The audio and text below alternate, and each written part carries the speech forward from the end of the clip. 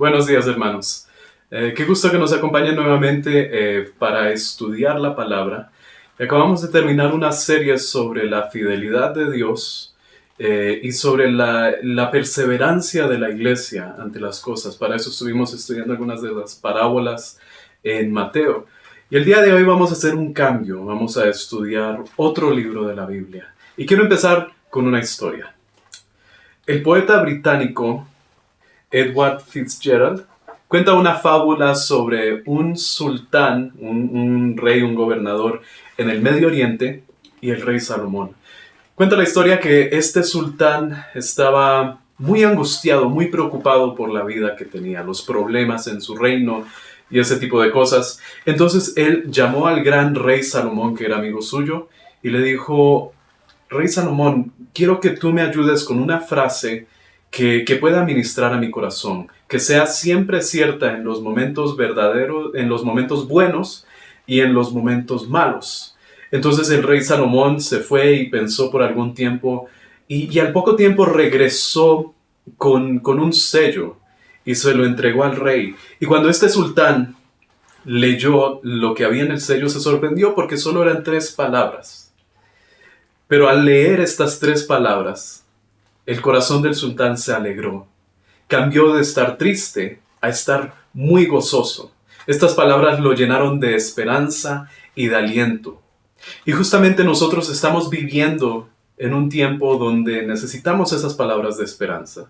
Estamos buscando esas palabras que llenen nuestro corazón, que cambien la angustia que puede haber en nuestro corazón y puedan darnos la esperanza que necesitamos.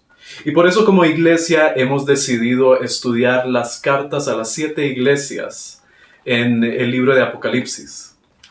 Entonces, a través de las próximas semanas vamos a estudiar capítulos 2 y 3 de Apocalipsis. Pero el día de hoy yo quiero hacer una pequeña introducción a los temas que trata tanto el libro de Apocalipsis en general como las cartas a las iglesias específicamente. Y quiero resumir el mensaje de Dios a la iglesia en el libro de Apocalipsis en 3 partes. Así como el rey Salomón resumió su mensaje de esperanza para el sultán en 3 palabras, quiero resumir en 3 ideas, una frase en 3 ideas, lo que trata el libro de Apocalipsis. Y esto es la revelación de Jesucristo para la iglesia, para esperanza.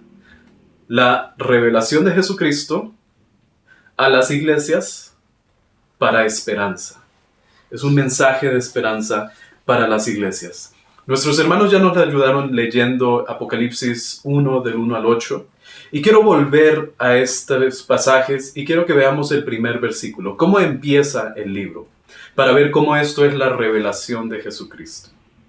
Justamente el apóstol Juan inicia el libro diciendo o llamándolo la revelación de Jesucristo que Dios le dio a su siervo Juan. Esto es Apocalipsis 1:1. Entonces, la mayoría de libros en la Biblia llevan el nombre de las primeras palabras con las que empiezan. Sobre todo los libros, las palabras en el hebreo o el griego original.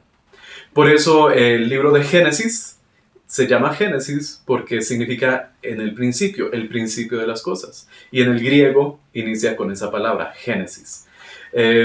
Pero, ¿por qué este libro se llama Apocalipsis y no la revelación, si estas son las primeras palabras? Bueno, de hecho, en el griego original, si nosotros vemos el griego de la revelación o el libro de Apocalipsis, justamente la palabra que se utiliza para revelación es Apocalipsis o en el griego Apokalupsis con Y. Pero el término Apocalipsis ha cambiado a través de los años. Ha llegado a tomar un significado diferente al que tenía en el griego original. Porque cuando Juan lo escribe y cuando lo traducen a nuestras Biblias en español, se demuestra como una revelación. Y es justamente lo que significaba para ellos en este tiempo la palabra Apocalipsis. Es como tomar algo oculto, algo que estaba encubierto, algo tapado, velado, y desvelarlo, descubrirlo. Esa es la idea de Apocalipsis. Entonces lo que Dios está haciendo con Juan en este libro es dar una revelación, descubrir, desvelar algo que estaba oculto. Es un poco como si han escuchado la historia o han visto la película del Mago de Oz. El Mago de Oz se creía que era un gran mago, un ser terrible, pero cuando llega la pequeña Dorothy y descubre, se presenta ante el mago, se da cuenta que todo era un engaño. Y desvela, quita el velo, quita la cortina que estaba separando lo oculto. Y descubre, hace un apocalipsis, de que el gran mago realmente era solo el engaño de un pequeño hombre débil. Entonces, Jesucristo nos va a revelar algo por medio de este libro. Es la última revelación que da. Entonces, en ese sentido, nosotros podemos comprender que el versículo 1 se podría leer tanto como la revelación de Jesucristo, como el apocalipsis de Jesucristo. ¿Y de quién es esta revelación? Pues acabo de decir justamente es de Jesús. Y ese es el segundo punto importante sobre esta primera cosa, la revelación de Jesucristo. Es específicamente lo que nos dice Juan en este pasaje. ¿Y por qué puede ser tan importante que sea la revelación de Cristo específicamente? Los escritos de Juan, tanto el Apocalipsis que vamos a leer, como los Evangelios de Juan y las cartas de Juan, se creen que son algunos de los libros más recientes, más nuevos que tenemos en la Biblia, o fueron escritos después de todos los demás, ¿sí? Y eso nos da un poco la idea y el margen de tiempo de por qué podría ser importante que esta sea la revelación de Jesucristo.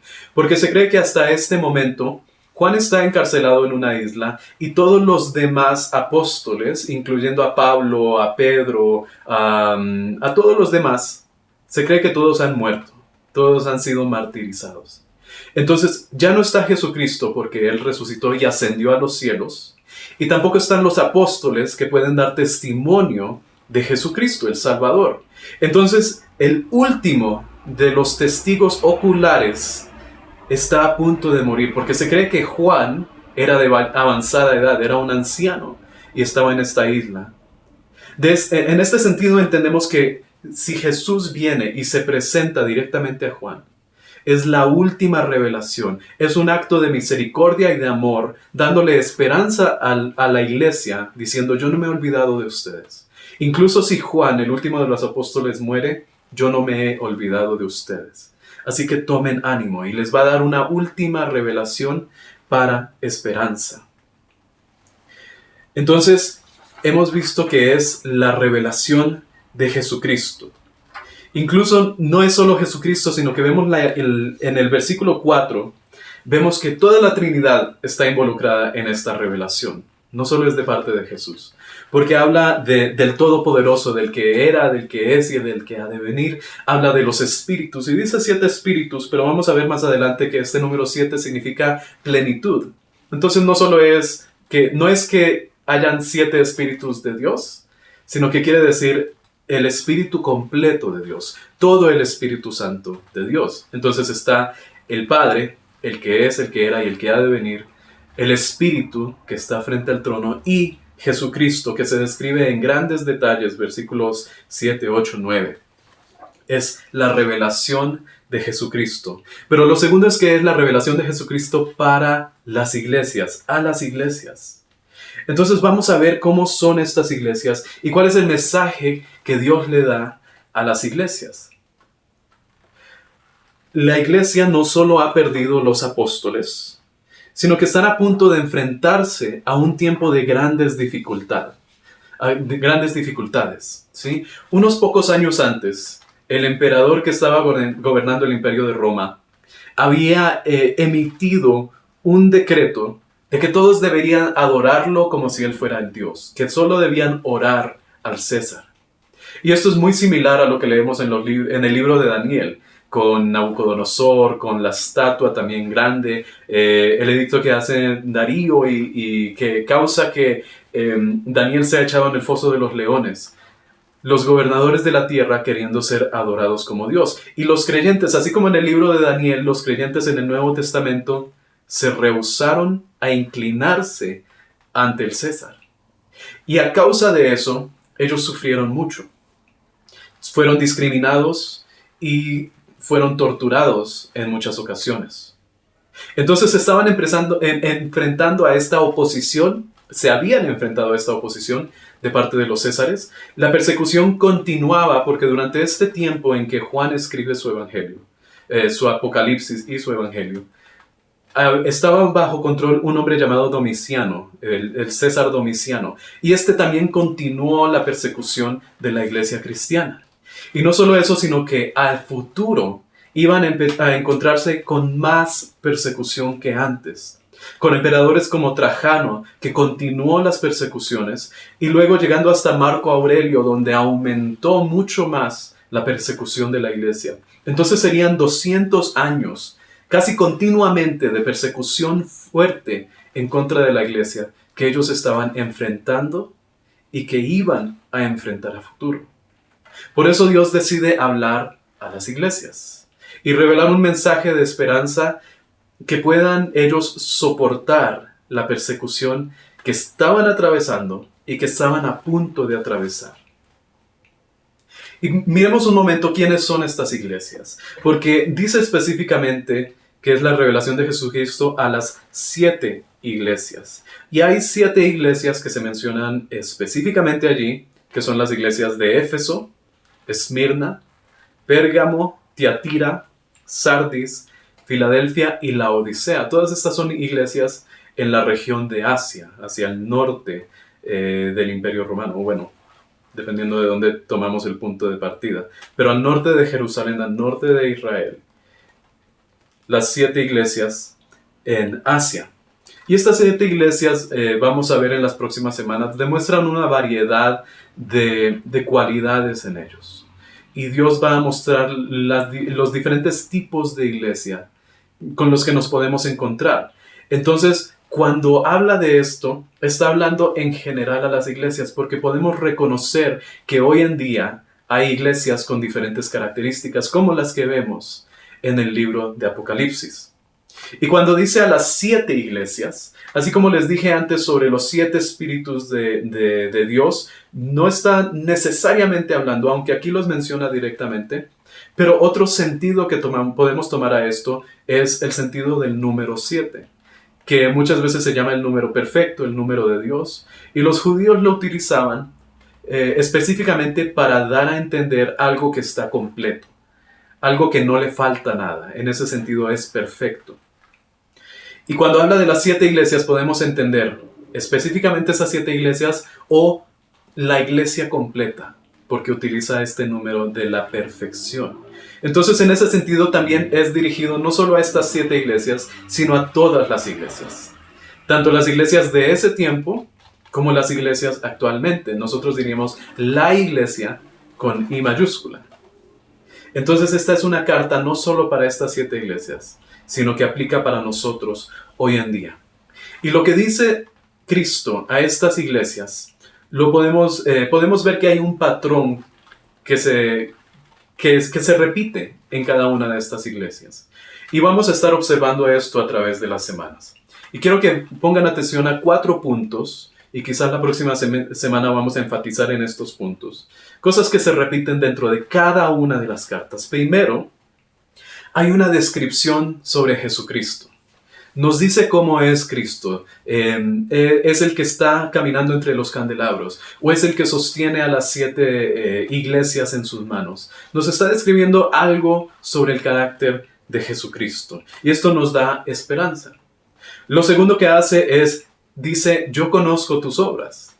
Y luego va a describir las obras que conoce, sean las obras buenas o sean las obras malas. Y según eso les va a exhortar a hacer algo. Jesucristo conoce cómo somos. Jesucristo conoce nuestras obras, conoce nuestra iglesia. Es un Dios personal y es un Dios omnisciente que nos conoce. Y eso debe llenarnos de esperanza. Luego, después de que los ha amonestado sobre las obras que tienen y lo que deberían hacer, repite esta frase siempre: al que venciere, le daré. Al que venciere durante este tiempo de dificultad, de tribulación, de persecución, le daré algo. Y hay una gran esperanza en lo que Jesucristo da. Porque Él habla de la vida eterna, de la comunión perfecta con el Padre. Es una gran promesa para nosotros y eso nos llena de esperanza. Y las últimas palabras que dice siempre en cada una de las iglesias es: el que tiene oídos para oír, oiga lo que el Espíritu dice a las iglesias. Es una última exhortación a obedecer. Y esas son las mismas palabras que Jesucristo usaba durante su ministerio aquí en la tierra. El que tiene oídos para oír, oiga. Y así sabemos que estas palabras vienen directamente de Jesucristo. Entonces, esta es la estructura que Dios eligió para hablar directamente a las iglesias. Empieza diciéndonos cómo es el carácter de Dios, cómo es el carácter de Jesucristo, lo cual nos llena de esperanza. Luego, asegura que conoce personalmente a cada uno. Conoce sus obras, tanto las buenas como las malas, y por eso debemos cambiar cómo vivimos, cómo reaccionamos. Debemos mejorar nuestra vida en Cristo. Y finalmente termina siempre con las palabras: al que venciere. Nos está exhortando a permanecer, a vencer. Pero, si lo que espera a los cristianos es solo tribulación y dolor, como vimos que Jesús los está preparando para el tiempo de tribulación que viene a continuación. Si eso es lo que espera a la iglesia, entonces, ¿cuál es la esperanza? ¿Dónde viene la esperanza en este libro? Porque cuando leemos este libro, muchas personas se llenan de temor. Muchas personas tienen miedo de lo que dice allí y ven las grandes señales y las guerras y todo lo que está allí. Y lo último que sienten es esperanza. Se llenan usualmente de temor. Pero vamos a ver dónde está la esperanza de esto. Porque recuerden que el mensaje del Apocalipsis es la revelación de Jesucristo a las iglesias para esperanza. ¿Cuál es la esperanza del cristiano en Apocalipsis? Lo primero es la esperanza de lo porvenir. Si recuerdan la historia del sultán, él le pidió al rey Salomón una frase que lo ayudara en todo momento y que le alegró su rostro. Pero yo nunca les dije cuáles eran las 3 palabras que el rey Salomón le dio en esta historia. Pues cuando el sultán tomó este sello y leyó lo que decía, vio las 3 palabras que decían: esto también pasará. Y esto es parte del mensaje que Jesús da a las iglesias. Cuando nosotros leemos, Jesús dice: el tiempo está cerca. ¿Cuál tiempo? El tiempo del fin. Él dice a través de la carta: el tiempo del juicio, el tiempo de la venida de Jesucristo, el regreso del Señor. Dice Juan: he aquí que viene sobre las nubes. Y sabemos que este es el día del juicio del Señor. Cuando todo lo que sucede aquí en la tierra ahora terminará. Entonces el mensaje que Jesús está dando a la iglesia, primero que todo, es: no se preocupen si atraviesan tribulación, porque esto también pasará. La tribulación de los cristianos, la muerte sin sentido, la persecución del emperador Domiciano y cualquier cosa que venga a futuro, Jesús dice: esto también pasará. Y por esto debe llenarse de esperanza el creyente, porque nada dura para siempre. Esto también pasará. Pero la historia del sultán y de Salomón no termina allí. Porque dice la historia que el sultán en ese momento se alegró su corazón. Estaba triste, leyó esto también pasará y se alegró su corazón. Pero más adelante, él estaba teniendo un hermoso día, un día muy alegre, donde se sentía muy bien. Y tomó ese sello y leyó las palabras y de repente se entristeció su corazón. Ya no era para esperanza y para alegría, sino para tristeza, porque se dio cuenta que el tiempo de alegría también pasará, también terminará, porque su esperanza estaba en sentirse bien. Pero la esperanza del cristiano es diferente. Dios no es así, no dice: esto también pasará y luego hace entristecer nuestro corazón, sino que Él dice: esto también pasará, pero vendrá algo mejor. Por eso es que Él repite una y otra vez: al que venciere. Y luego describe un aspecto de la bendición que nos da en la vida eterna. Habitar con el Padre, tener la vida eterna, no tener dolor, gobernar. Todas estas son cosas que describe a las iglesias y que nos llena de esperanza. Porque la tribulación actual pasará y esperamos algo mejor a futuro. Entonces Dios dice: lo mejor está por venir. Un poco como el eslogan del Banco de Guayaquil. lo mejor está por venir. Esa es la esperanza que Jesucristo nos está dando en su mensaje.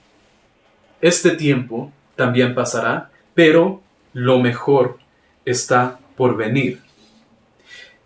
Entonces hablamos de lo que había pasado y de lo futuro. Lo mejor está por venir, pero ¿cómo poder tener la esperanza en este momento? Si estamos atravesando tribulación en este momento, si hay dificultades en nuestra vida en este momento, ¿cuál es la esperanza que nos da Jesús?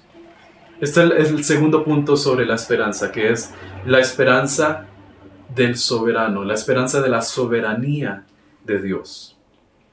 Si vemos rápidamente el versículo 8, Dios se describe allí y dice: yo soy el alfa y el omega, el principio y el fin, el que es y que era y que ha de venir, el Todopoderoso.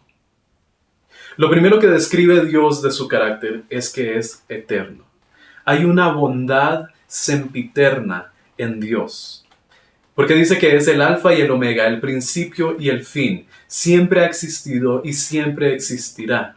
Se describe como el que es, el que era y el que ha de venir. No solo Dios existe para siempre, sino que Dios siempre ha sido el mismo.